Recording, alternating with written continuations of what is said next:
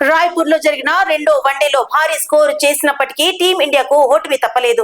358 పరుగుల భారీ లక్ష్యాన్ని దక్షిణాఫ్రికా సునాయాసంగా ఛేదించింది.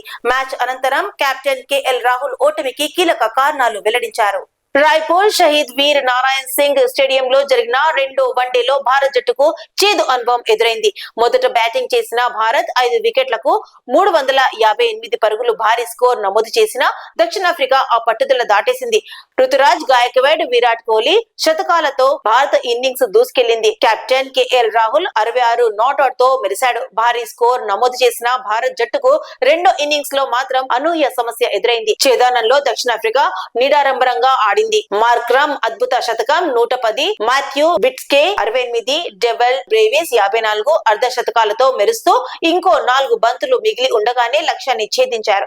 మ్యాచ్ అనంతరం మాట్లాడిన కేఎల్ రాహుల్ రెండో ఇన్నింగ్స్ లో విపరీతంగా మంచు పడింది. బౌలింగ్ చేయడం అతి కష్టమైంది. అంపైర్లు బంతినే మార్చాల్సి వచ్చింది. టాస్ ఓడిపోవడం పెద్ద కారణం. దీనికి నన్నే నిందించుకుంటాను అని నవ్వుతూ అన్నాడు. అయితే జట్టు మెరుగుపై ఆయన స్పష్టం చేశారు. 350 మంచి స్కోరే, కానీ బౌలర్లకు డిఫెండ్ చేయడానికి ఇంకో 20-25 పరుగులు ఎక్కువ అయితే బాగుండేది. డ్రెస్సింగ్ రూమ్ లో ఇదే చర్చించుకున్నాం. రుతురాజ్ కోహ్లీ భాగస్వామ్యం అద్భుతం. రుతురాజ్ 50 దాటాక ఆడిన తీరు ప్రశంసనీయం. తాను 6వ స్థానంలో కాకుండా 5వ స్థానంలో బ్యాటింగ్ కు రావడంపై రాహుల్ ఇలా అన్నాడు. ఆ భాగస్వామ్యం వేగాన్ని కొనసాగించేందుకే నేను 5వ స్థానంలోకి వచ్చాను. 3వ వన్డేలో భారత్ తిరిగి పోరాడుతుందో లేదో ఇప్పుడు ఫ్యాన్స్ ఆసక్తిగా ఎదురు చూస్తున్నారు.